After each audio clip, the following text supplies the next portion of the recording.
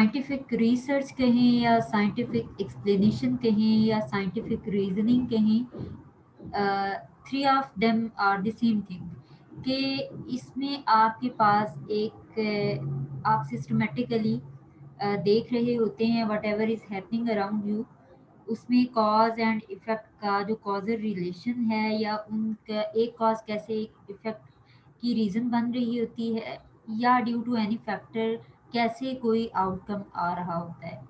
तो वो जो हम एक लॉजिकल रिलेशनशिप बिल्डिंग करते हैं, वही में असल में एक्सप्लेनेशन होती है।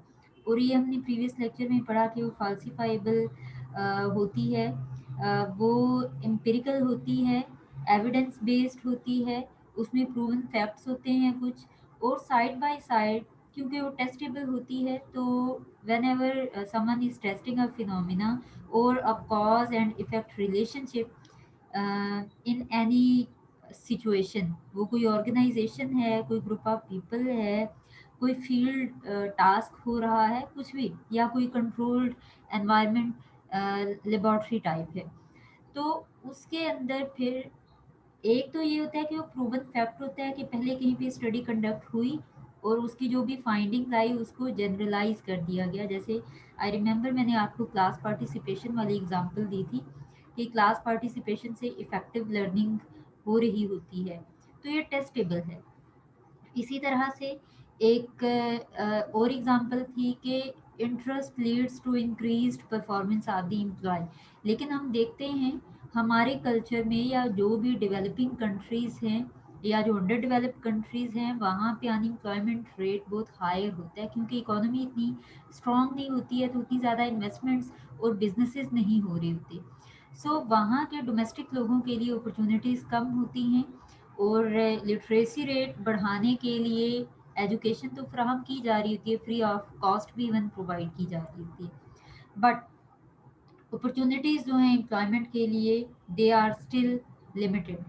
तो उसमें कंपटीशन ज़्यादा हो जाता है, और अनएम्प्लॉयमेंट रेट हायर होने की वजह से if someone is able to grab a job, उसने कोई जॉब ले ली है, तो उसका अगर इंटरेस्ट नहीं भी होगा, even then he has to give his maximum output.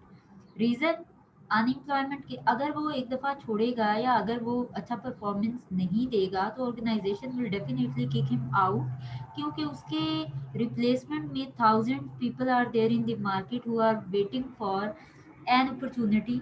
तो why should organization waste the resources on such employee जो कि उनके गोल अचीवमेंट में अप टू द मार्क या जो रिक्वायर्ड लेवल ऑफ परफॉर्मेंस है वो दे ही नहीं पा रहा। तो ऐसे नहले दहले एम्प्लॉय को क्यों रखेगी, जबकि उसके पास और ज़्यादा कॉम्पिटेंट लोग मार्केट में अनएम्प्लॉयड रुल रहे होते हैं। यही वजह होती है कि हमारे यहाँ जब भी कोई जॉब आती है तो एक सीट होती है और उसके अगेंस्ट थाउजेंड्स की तादाद में एप्लीकेंट्स होते हैं, वहीं से समझ आती है अनएम्प्लॉयमेंट रेट कितना हायर है। अब हमारे जैसे कल्चर में नंबर ऑफ डिपेंडेंट्स भी ज़्यादा होते हैं फैमिली में, जो है मैंने बताया था, जैसे भाई साहब होते हैं बड़े या अब्बा जान होते हैं, उनकी ड्यूटीज़ होती हैं कि वो घर के जितने भी अफराद हैं उनकी बेसिक नेसेसिटीज़ को एटलीस्ट वो फुलफिल करें। जितने भी एक्सपेंसेस हैं, जितनी भी रिस्पॉन्सिबिलिटीज़ होती हैं, वो इनके ऊपर होती हैं। तो हम कह सकते हैं मोस्ट ऑफ द फैमिलीज ऐसी हैं जहाँ पे सोल अर्नर होते हैं, एक ही बंदा कमाऊत है, और वो जो भी अर्न कर रहा है उससे बाकियों की ज़रूरियात पूरी हो रही है, उनकी सर्वाइवल नीड्स पूरी हो रही हैं। अब अगर ऐसे एम्प्लॉय का इंटरेस्ट जॉब में नहीं भी होगा, हम इसको टेस्ट करते हैं कि जैसे लेबर है या लो रैंक जितनी भी जॉब्स हैं कंपनीज में, उनका सर्वे अगर किया जाए, उन पे सॉर्ट ऑफ रिसर्च कंडक्ट की जाए, तो हमारी फाइंडिंग्स डिफरेंट होंगी, वो फाल्सिफाइबल हो जाएगी हमारी जो एक अजम्पशन थी, interest leads to increased performance of employee. That means जितना ज़्यादा interest level will be higher, उतनी ज़्यादा he will be able to give the maximum output. ऐसा ज़रूरी नहीं होगा लो रैंक जॉब में या जिनके ऊपर नंबर ऑफ डिपेंडेंट्स ज़्यादा हैं, जो मैंने पूरा सीन एक क्रिएट किया, उसमें obviously the person has no other option of job, और अगर उसको निकाल दिया गया तो he will be at zero, उसकी अर्निंग भी ज़ीरो होगी और वो फिर से किसी जॉब के लिए compete कर रहा होगा।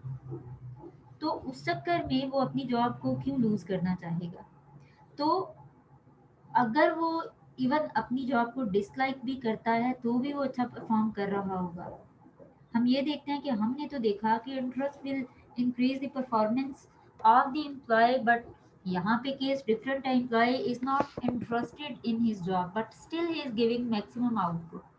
तो what can be the other factors, उसके ऊपर फिर एक्सप्लोरेशन होती है, अदर फाइंडिंग्स निकलती हैं कि there can be other reasons like unemployment rate higher होना, किसी में स्किल डेफिशिएंसी या किसी की क्वालिफिकेशन जो है वो लो होना। इसके अलावा जो है हो सकता है ऑर्गेनाइजेशन उसको पसंद हो, तो जॉब उसको, अगर वो जॉब को डिसलाइक भी करता है डजेंट मैटर, या उसके कोलीग्स इतने अच्छे हों, या फिर ये हो सकता है कि जैसे नंबर ऑफ डिपेंडेंट्स ज़्यादा हैं तो he is the sole earner of the family, so he has to perform, ताकि एक lump sum amount at the end of month salary की सूरत में उसको मिले और वो अपनी सर्वाइवल नीड्स को, अपनी फैमिली की सर्वाइवल नीड्स को फुलफिल कर सके। तो ये अब फाल्सिफाइबल है।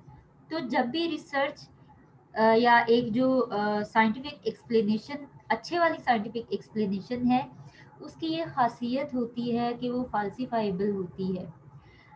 फाल्सिफाइबल होगी तो उसके अंदर न्यू नॉलेज एडिशन होगा।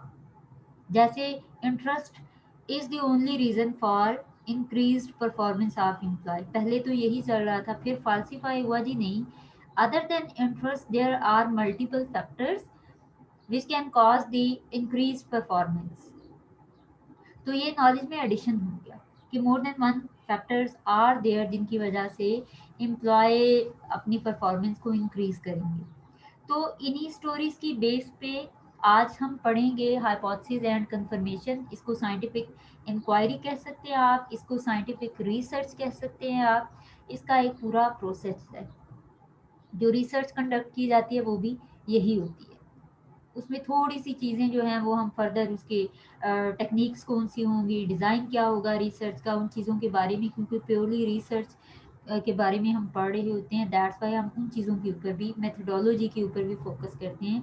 यहाँ पे हम जो हैं वो जेनेरिकली पढ़ेंगे कि कौन से डिफरेंट फैक्टर्स और कौन से डिफरेंट स्टेप्स हैं जो कि इस साइंटिफिक एक्सप्लेनेशन या साइंटिफिक इंक्वायरी या साइंटिफिक रिसर्च में इंक्लूडेड होते हैं। Number one is identifying the problem. Most important ये कि जो भी आप करने जा रहे हैं, if you want to test anything, तो उसके लिए obviously there must be some problem. Organizational point of view से देखा जाए, बिजनेस में देखा जाए, सेल्स कम हो रही हैं या प्रॉफिट्स हमें मैक्सिमाइज करने के लिए हमने स्ट्रेटेजी डेवलप की, उसको इम्प्लीमेंट किया, उसको इवेलुएट किया, स्ट्रेटेजी इफेक्टिव रही, लेकिन still we are unable to improve the profits. इसी तरह से आप जो है वो अपने रिसोर्सेज, अपने एसेट्स को इंक्रीज करना चाह रहे थे, वो नहीं हो पा रहे, या आपने अपने रिसोर्सेज को उनकी बंडलिंग इस तरह से की कि आप उनसे ज़्यादा आउटपुट लेना चाह रहे थे, लेकिन वो पॉसिबल नहीं हुआ, बंडलिंग ऑफ रिसोर्सेज इनइफेक्टिव होगी। अब ये सारे प्रॉब्लम्स हैं। यूनिवर्सिटी लेवल पे we can say number of admissions जो हैं वो कम हो रहे हैं। अब ये भी एक प्रॉब्लम है, स्टूडेंट्स नहीं आएंगे तो यूनिवर्सिटी में जो डेवलपमेंटल एक्टिविटीज़ हो रही होती हैं, लैब्स बन रही होती हैं, रिपेयरिंग हो रही होती है, यूटिलिटी बिल्स पे किए जा रहे होते हैं, टीचर्स और जितना भी वर्किंग स्टाफ होता है वहाँ पे, ह्यूमन रिसोर्स होता है, उनको पे करना होता है। तो वो सारा जो स्टूडेंट्स की फ़ी के ऊपर रिलाई कर रहा होता है। तो ये प्रॉब्लम हो गया, अगर स्टूडेंट्स का इनटेक कम आ रहा है, उनके एडमिशन्स जितने एक्सपेक्ट किया जा रहा था उतना, उतने एडमिशन्स नहीं हो रहे, प्रॉब्लम है। तो सबसे पहले तो we need to identify the problem.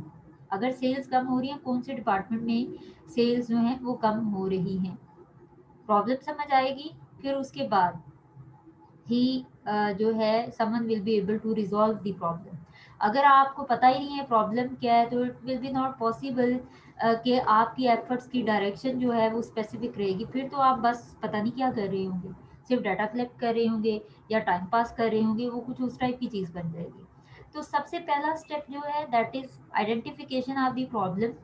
Problem identify किया, फिर उसके बाद डिवाइजिंग प्रिलिमिनरी हाइपोथेसिस, कि आपने प्रॉब्लम से रिलेटेड देखा, सपोज प्रॉफिटेबिलिटी या सेल्स कम हो रही हैं, तो आप देखते हैं कि हमारी जो एडवर्टाइजिंग कैंपेन है वो इस दफ़ा इफ़ेक्टिव नहीं रही, या जो हमारे टारगेट मार्केट है उनको हमने सही से स्टडी नहीं किया, या जो मार्केट हमारे एड्स चल रहे हैं वो उस टारगेट मार्केट के लिए सूटेबल नहीं है। ये आपकी पर्सनल ऑब्जर्वेशन होगी as a manager, because we are talking about the organizational research. University level पे अगर एडमिशन्स कम हो रहे हैं तो जो भी HOD है, चेयरपर्सन है यूनिवर्सिटी की, जो भी हायर अथॉरिटीज़ हैं, वो ऑब्जर्व करेंगी कि what are the factors behind this problem. Like अभी क्योंकि ऑनलाइन ही सारी क्लासेस चल रही हैं काफ़ी अरसे से, तो ये हाइपोथेसिस बिल्ड किया जा सकता है, डेवलप किया जा सकता है कि ड्यू टू ऑनलाइन क्लासेस जिन बच्चों ने स्कूल कॉलेज में एडमिशन एजुकेशन ली है, वो ऑनलाइन सिस्टम को एक इफ़ेक्टिव प्लेटफॉर्म नहीं समझते हैं, एक इफ़ेक्टिव लर्निंग के लिए सूटेबल टूल नहीं समझते हैं, और उनको लगता है कि हम सीख नहीं पाएंगे, इसलिए वी मस्ट वेट फॉर कि जब हमारी यूनिवर्सिटीज़ ओपन होंगी फिर जाके हम पढ़ना शुरू करें और हम प्रॉपर लर्न करें। अब ये क्या है, प्रीलिमिनरी हाइपोथेसिस है। हाइपोथेसिस कहते हैं कोई भी टेस्टेबल स्टेटमेंट जो कि आप अपनी पर्सनल ऑब्जर्वेशन, अपने नॉलेज की बेस पे जो है वो जनरेट करते हैं, बज़ाहिर जो एक प्रॉब्लम की रीज़न आपको लग रही होती है, ठीक है। तो वो आप उसके बारे में ऑब्जर्व ऑब्जर्व करते हैं, फिर आपके जो सराउंडिंग में वर्कर्स हैं, आपका स्टाफ है, आप उनसे डिस्कस कर सकते हैं, और उसकी बेस पे आप एडिशनल फैक्ट्स कलेक्ट कर रहे होते हैं। आपने पर्सनल ऑब्जर्वेशन की बेस पे हाइपोथेसिस डेवलप किया, उसके बाद एडिशनल फैक्ट्स को आप कलेक्ट कर रहे होंगे, देख रहे होंगे। जैसे ऑनलाइन क्लासेस का अगर आप समझ रहे हैं कि online classes is the reason for less admissions, तो उसके लिए आप फिर देखेंगे कि हमारे ऑनलाइन क्लासेस से पहले जो एडमिशन्स हो रहे थे वो कितने चल रहे थे, और ऑनलाइन में जितने भी एडमिशन्स हुए हैं क्या सिर्फ वो कम हुए, या पहले भी हमारे किसी फॉल या स्प्रिंग सेमेस्टर में एडमिशन्स कम ही होते हैं, ठीक है। तो ये एडिशनल फैक्ट्स आप कलेक्ट कर रहे होते हैं जो कि समहाउ और द अदर आपके लिए सपोर्टिव हो रहे होते हैं आपके हाइपोथेसिस से रिलेटेड। जैसा आप सोच रहे होते हैं, जो आपकी ऑब्जर्वेशन होती है वो उससे रेलिवेंट फैक्ट्स और इंफॉर्मेशन आप गैदर कर रहे होते हैं। उसके बाद फॉर्मुलेटिंग द एक्सप्लेनेटरी हाइपोथेसिस। अब जो आपकी पर्सनल ऑब्जर्वेशन थी और जो आपने डाटा गैदर किया है, इन दोनों की बेस पे आप कॉज एंड इफेक्ट का रिलेशनशिप फॉर्मुलेट करेंगे, जो उनकी साइंटिफिक एक्सप्लेनेशन है, जो उनकी एक कॉजल रिलेशनशिप और लॉजिकल रीजनिंग है, उसको बिल्ड करेंगे।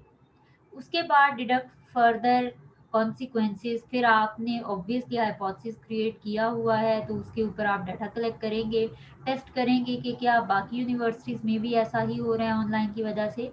तो हाँ, अगर ऐसा हो रहा है तो ठीक है, कुछ फर्दर रीजंस भी आपको नज़र आएंगे when you will be collecting the data. और उसमें फिर आपको, क्योंकि अपने टॉपिक के ऊपर आपको जो कॉज एंड इफेक्ट नज़र आ रहा है उससे रिलेटेड डाटा को रखना है, तो बाकी जो इरेलीवेंट कॉन्सिक्वेंसेज होंगे, बाकी जो इरेलीवेंट इंफॉर्मेशन होगी, आप उसको डिडक्ट कर देंगे फ्रॉम योर रिसर्च। वो आपके लिए इरेलीवेंट हो जाएगी, क्योंकि आपका फोकस है ऑनलाइन क्लासेस की वजह से एडमिशन्स का कम होना, या online classes as a reason for कम एडमिशन। तो आपका फोकस सिर्फ उसी से रेलिवेंट होना चाहिए, जो उससे रेलिवेंट डाटा होगा आप उसको निकाल देंगे। देन टेस्टिंग दी कॉन्सिक्वेंसेस, फिर आप उसको टेस्ट कर रहे होंगे। उसके बाद आप थ्योरी को अप्लाई कर देंगे, जो भी आपकी फाइंडिंग्स होंगी आप उसको जनरलाइज कर देंगे। हम स्टेप बाय स्टेप इनको जो है फर्दर डिस्कस करते हैं कि हर स्टेप क्या कहता है, और उनके साथ सूटेबल एग्जाम्पल को हम पढ़ेंगे। Number one is the identifying the problem. Scientific investigation begins with a problem of some kind, वो कोई भी हो सकती है। जैसे हमारी अभी जो हम एग्जांपल लेके चलेंगे, that is the ineffective learning of the students. Problem का मतलब ये होता है कि what ever was your desired result, जो आप अचीव करना चाहते थे, जो आपके एक्सपेक्टेड आउटकम था, वो नहीं आ रहा। आप इतना कुछ एक माहौल बनाते हैं यूनिवर्सिटी में, हर तरह का इंफ्रास्ट्रक्चर, हर तरह की फैसिलिटीज़ आप मेक श्योर करते हैं ताकि स्टूडेंट्स की लर्निंग इफ़ेक्टिव रहे। लेकिन प्रॉब्लम कहाँ आती है? जब आपके डिज़ायर्ड और एक्सपेक्टेड आउटकम पूरे नहीं हो रहे होते, या जब आपका एक्चुअल आउटकम और डिज़ायर्ड आउटकम के दरमियान में गैप एग्जिस्ट करता। अगर आपने 10,000 प्रोडक्ट्स प्रोड्यूस करनी थी, आपका टारगेट था, आप एक्सपेक्ट कर रहे थे कि इतने टाइम के अंदर इतने रिसोर्सेज की यूटिलाइजेशन से we will be able to produce 10,000 units of a product, but आपने 7,000 यूनिट्स प्रोड्यूस की, तो 3,000 का गैप आ गया। अब ये जो गैप है ये प्रॉब्लम है। तो इसी तरह से एक यूनिवर्सिटी लेवल पे स्टूडेंट्स को की लर्निंग अगर इनइफेक्टिव है तो वो एक प्रॉब्लम है, क्योंकि आपकी एक्सपेक्टेशंस क्या थी कि आप स्टूडेंट को इफेक्टिव लर्निंग प्रोवाइड कर रहे हैं, आपका सारा इंफ्रास्ट्रक्चर, आपकी सारी ऑर्गेनाइजेशन, सारा सेटअप ऐसा है कि वो एक इफेक्टिव लर्निंग स्टूडेंट को प्रोवाइड कर सकता है। लेकिन ऐसा हो नहीं पा रहा। स्टूडेंट्स जो हैं, आप उनका सपोज टेस्ट लेते हैं या उनके ग्रेड्स कम आना शुरू हो जाते हैं, या आप उनको कोई ऐसे सेशंस में इन्वॉल्व करते हैं जिसमें उनकी नॉलेज टेस्टिंग हो रही होती है, या हम एक और एक्टिविटी एज्यूम कर लेते हैं कि एंड ऑफ डिग्री जो है या end of each semester student से वाइवा लिया जाता है, और फिर हमें समझ आती है कि नहीं, जो लेवल हम इनसे एक्सपेक्ट कर रहे थे लर्निंग का, उस लेवल पे ये लोग नहीं गए हैं। दैट इज़ द प्रॉब्लम, क्योंकि आपने बच्चों को पास आउट करके मार्केट में जब भेजना है, तो वो आपके इंस्टीट्यूशन को, आपकी क्वालिटी ऑफ लर्निंग को रिप्रेजेंट कर रहे होंगे। तो आपकी रेपुटेशन बन जाएगी मार्केट में कि आपके स्टूडेंट्स जो हैं वो अच्छे हैं या नहीं अच्छे हैं। अगर कोई यूनिवर्सिटी है ऐसी जिनके स्टूडेंट्स फेमस हैं, या कहा जाता है कि इस यूनिवर्सिटी की डिग्री जो है ना वो सही वाली डिग्री है, दैट मीन्स वो उनके स्टूडेंट्स के बिहाफ पे बोला जाता है कि जिन जिन स्टूडेंट्स को हमने इन इन यूनिवर्सिटी से हायर किया, उन सब में से इस यूनिवर्सिटी के स्टूडेंट्स जो हैं वो सबसे बेहतर परफॉर्म करते हैं, क्योंकि उन्होंने लर्न किया होता है। तो इसलिए हर यूनिवर्सिटी चाहती है कि उनका एक positive word of mouth create हो और वो इफेक्टिव लर्निंग को इंश्योर करें। लेकिन unfortunately, if the organization is not providing the effective learning to the students, then this is a problem. Identify हो गया। उसके बाद हम जो है वो नेक्स्ट स्टेप पे जाएंगे, devising preliminary hypothesis testable statement. जैसे मैंने कहा कि आपने ये देखना है कि ये प्रॉब्लम है, अगर लर्निंग इफेक्टिव नहीं हो रही तो ये क्यों नहीं हो रही है। तो क्यों का जवाब आपको फिर नज़र आएगा। हम अज्यूम करते हैं कि वो स्टूडेंट्स, या हमारी यूनिवर्सिटी के अंदर स्टूडेंट्स जो हैं उनको क्लास पार्टिसिपेशन के लिए एनकरेज नहीं किया जाता, या क्लास पार्टिसिपेशन अलाउ नहीं है, या टीचर जो है वो इस तरह से उसने अपने लेक्चर को डिज़ाइन किया होता है कि जिसमें लीस्ट क्लास पार्टिसिपेशन होती है। तो students are not able to ask the question if they are having during the lecture, तो वो ऑब्वियसली क्लैरिफाई नहीं कर पाते हैं। उस क्वेश्चन का आंसर जो है उनको मिलता नहीं है, क्योंकि उनको चांस ही नहीं मिलता क्वेश्चन पूछने के लिए। दैट्स वाई उनकी लर्निंग इनइफेक्टिव है। अब ये हम अज्यूम कर रहे हैं कि यूनिवर्सिटी के जो हेड्स हैं, जो मैनेजर्स हैं, उन लोगों ने ये ऑब्जर्व किया। हमारे यहाँ हम अज्यूम करते हैं डीजी साहब को लगता है कि ये क्लास पार्टिसिपेशन की वजह से स्टूडेंट्स की लर्निंग इनइफेक्टिव है। अब ये हाइपोथेसिस है कि low class participation will lead to the ineffective learning of the students. इसका मतलब ये हुआ कि अगर हम क्लास पार्टिसिपेशन को इंक्रीज कर दें तो स्टूडेंट्स की learning will be effective, problem will be resolve. तो हाइपोथेसिस यहाँ पे डेवलप हो गया, जो कॉज है और जो इफेक्ट है, या जो भी प्रॉब्लम आपको नजर आ रही है वो ऑब्वियसली आपका इफेक्ट है। उसकी कॉज क्या या कौन सा फैक्टर हो सकता है, आपने उसको आइडेंटिफाई किया based on your personal observation. उसके बाद हम जाएंगे नेक्स्ट स्टेप पे, कलेक्टिंग एडिशनल फैक्ट्स। अब ये क्या है कि आपने जो एक हाइपोथेसिस जनरेट किया है, जो आपने एक टेस्टेबल स्टेटमेंट बनाई है based on cause and effect relationship, low class participation and ineffective students learning. इससे रेलेवेंट फैक्ट्स आपने इकट्ठा करना शुरू कर देने हैं।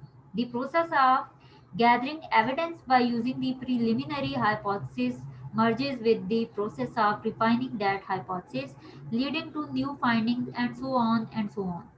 अब पॉसिबल है कि आप डाटा गैदर करें, आप देखें कि हमारी क्लास में पार्टिसिपेशन जो है वो कहाँ कहाँ पे होती है, कहाँ कहाँ पे नहीं होती, और जिन जगहों पे या जिन क्लासेस में टीचर अलाउ नहीं करता क्लास पार्टिसिपेशन, या वो स्टूडेंट्स को क्लास पार्टिसिपेशन के लिए इनकरेज नहीं करता है, ऐसी एक्टिविटीज़ वो नहीं करवाता जिससे कि स्टूडेंट्स की लर्निंग इफेक्टिव हो, तो आप देखेंगे कि वाकई ही क्या जिन क्लासेस में स्टूडेंट्स को पार्टिसिपेशन या स्टूडेंट पार्टिसिपेशन को डिस्करेज किया जाता है, वहाँ पे इफ़ेक्टिव लर्निंग के प्रॉब्लम्स आ रहे हैं, वहाँ पे लर्निंग इफ़ेक्टिव नहीं हो रही।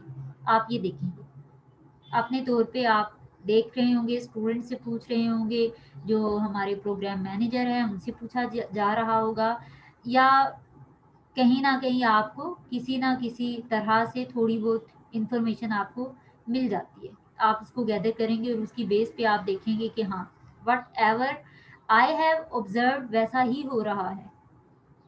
अब ये थोड़ा सा आपका जो हाइपोथेसिस है, जो टेस्टेबल स्टेटमेंट या जो कॉज एंड इफेक्ट आपने देखा है, या एक प्रॉब्लम की कॉज जो आपको लग रही है, वो थोड़ी सी फर्दर इंफॉर्मेशन गैदर के बाद करने के बाद आपको पता चली कि हाँ, ये ही रीज़न है।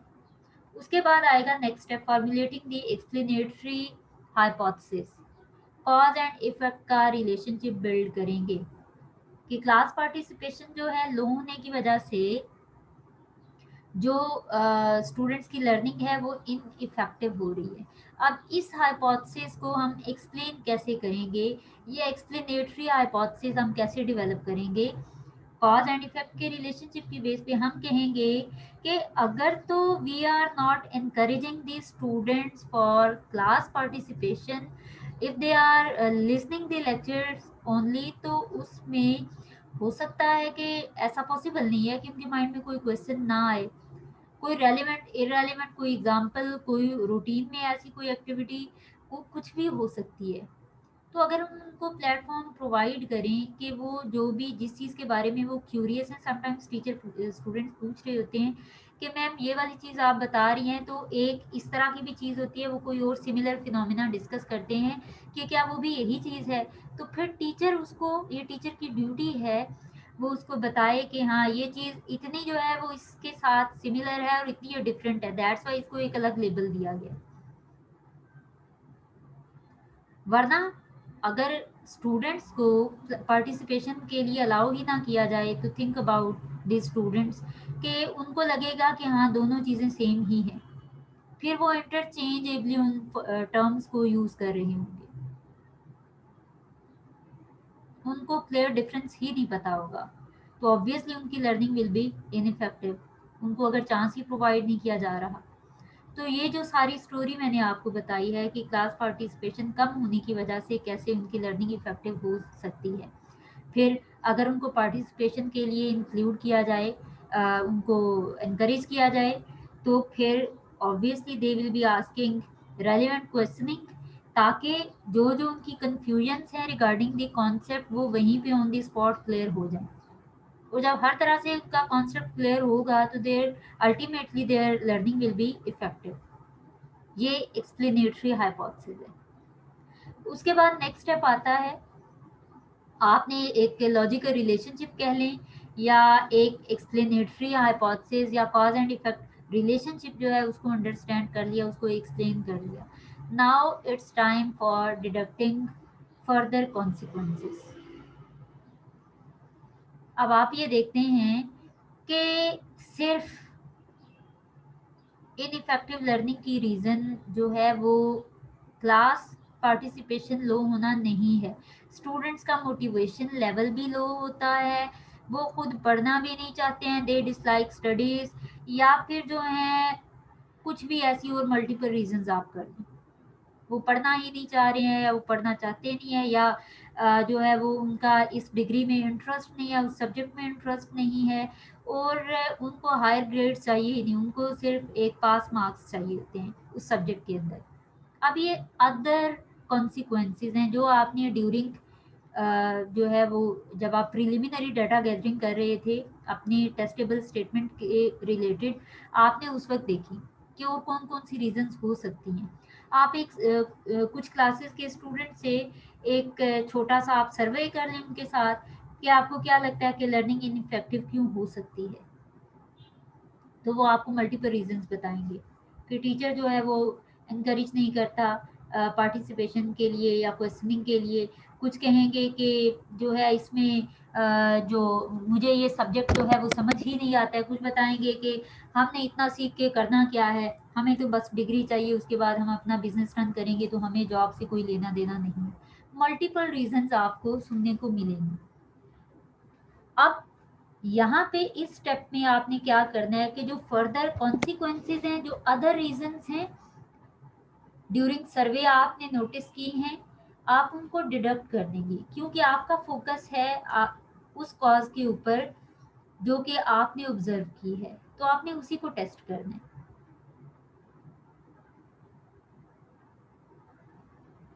तो इसमें जो डाटा ड्रिवन फाइंडिंग्स होंगी, जो सर्वे के बाद आपके पास मल्टीपल रीजंस आएंगी, आपने उन रीजंस को इग्नोर करना है।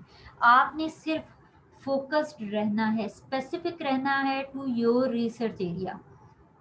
आपने जो कॉज आइडेंटिफाई की है, आपने उसी का इम्पैक्ट देखना है, उसी का एक लॉजिकल रिलेशनशिप देखना है विद द प्रॉब्लम।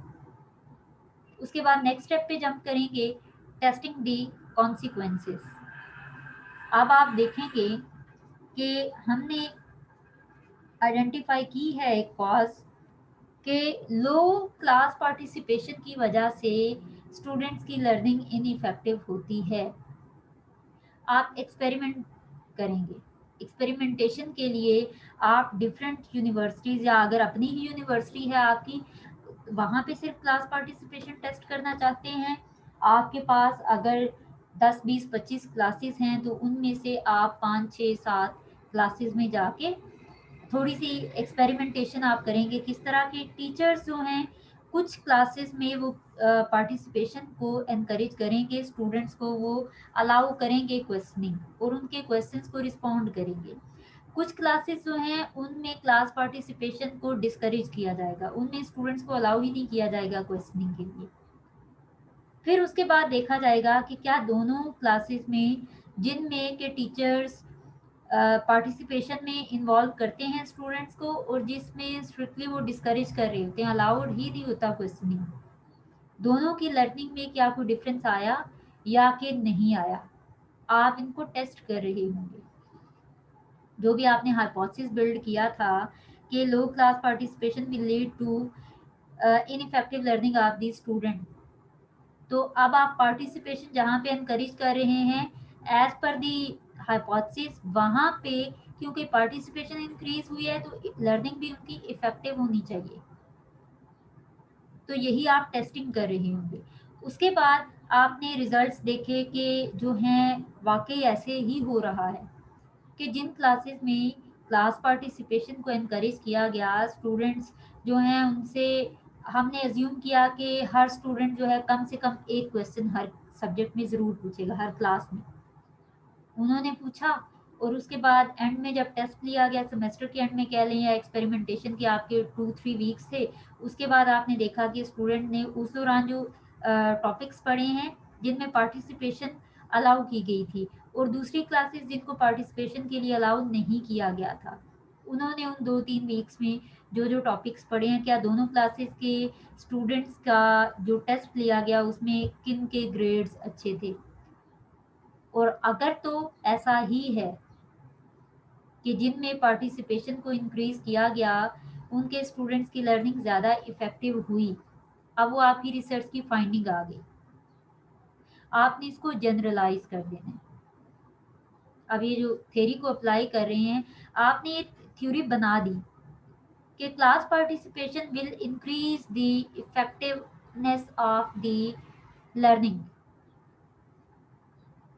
इसका मतलब ये हुआ कि अगर तो कोई भी यूनिवर्सिटी अपनी स्टूडेंट्स की लर्निंग को इफेक्टिव करना चाहती है, उनको इम्प्रूव करना चाहती है, तो उन यूनिवर्सिटीज़ को चाहिए कि वो क्लास पार्टिसिपेशन को एनकरेज करें। टीचर्स को इस तरह से ट्रेनिंग दें कि वो क्लास में पार्टिसिपेशन बेस्ड एक लेक्चर तैयार करें, उसमें डिबेट्स करवा लें, कोई ऐसी एक्टिविटी करवा लें, 2 ग्रुप्स बनवा लें और उनका जो है वो आपस में एक वो कंपटीशन हो जाए और देखें कि कोई एक जैसे फैक्टर है या 2 कोई सिचुएशंस हैं। सपोज़ हम कम्युनिकेशन की बात करते हैं, formal learning, formal communication, informal communication. Students को कहा जाए जी 2 ग्रुप्स हैं और एक उनमें बहस करवाई जाए, एक डिबेट करवाई जाए कि कौन सी वाली कम्युनिकेशन ज़्यादा इफ़ेक्टिव है। अब जो ज़्यादा पॉइंट्स आपको देगा ऑब्वियसली वो एक ज़्यादा उनकी लर्निंग इफ़ेक्टिव हो रही होगी, क्योंकि एक कंपटीशन आएगा तो वो चाहेंगे कि उनका ग्रुप विन करे। इसी तरह से एक और तरह की एक्टिविटी आप करवा सकते हैं कि आपने ये प्रूव करना है कि फॉर्मल और इनफॉर्मल कम्युनिकेशन दोनों ही इम्पोर्टेंट हैं। अब क्या है उनमें स्टूडेंट्स में जो आप उनकी स्किल बिल्डिंग कर रहे हैं वो ये कि एक ही फिनोमेना किन सिनेरियोज में, किन सिचुएशन में इफेक्टिव हो सकता है और किन सिचुएशंस में वो इनइफेक्टिव हो सकता है, और जिनमें एक फिनोमेना इनइफेक्टिव है उनमें दूसरा इफेक्टिव कैसे हो सकता है। तो इस टाइप की एक्टिविटीज़ जो हैं वो करवाई जानी चाहिए। वो आप सजेशंस के तौर पे एक थ्योरी बना देंगे कि पार्टिसिपेशन से आप लर्निंग की इफेक्टिवनेस को इंक्रीज़ कर सकते हैं, तो ऑब्वियसली हर यूनिवर्सिटी यही चाह रही होती है। तो फिर आप अपनी यूनिवर्सिटी की रिसर्च की फाइंडिंग्स को जनरलाइज कर सकते हैं टू दी अदर यूनिवर्सिटीज़, कि जो जो यूनिवर्सिटीज़ क्लास पार्टिसिपेशन को इनकरेज करेगी उनके स्टूडेंट्स की लर्निंग इफेक्टिव होगी। यही थ्योरी की एप्लीकेशन है कि आपने जो नॉलेज क्रिएट किया या आपने एक प्रॉब्लम को रिजॉल्व करते हुए जो फाइंडिंग्स आपने निकाली हैं उनको बाकी यूनिवर्सिटीज़ या बाकी सिमिलर इंस्टीट्यूशन या बाकी सिमिलर ऑर्गेनाइजेशन कैसे यूज़ में लाते हुए उसी तरह की प्रॉब्लम को रिजॉल्व कर सकती हैं। अगर ऐसा पॉसिबल हो सकता है कि बाकी यूनिवर्सिटीज़ भी उसी तरह से करके क्लास पार्टिसिपेशन की वजह से लर्निंग को इफेक्टिव बना सकें, देन आपकी एक ऑथेंटिक और रियल रिसर्च है, उसी का ही फ़ायदा है कि ज़्यादा लोग उससे बेनिफिट ले सकते हैं।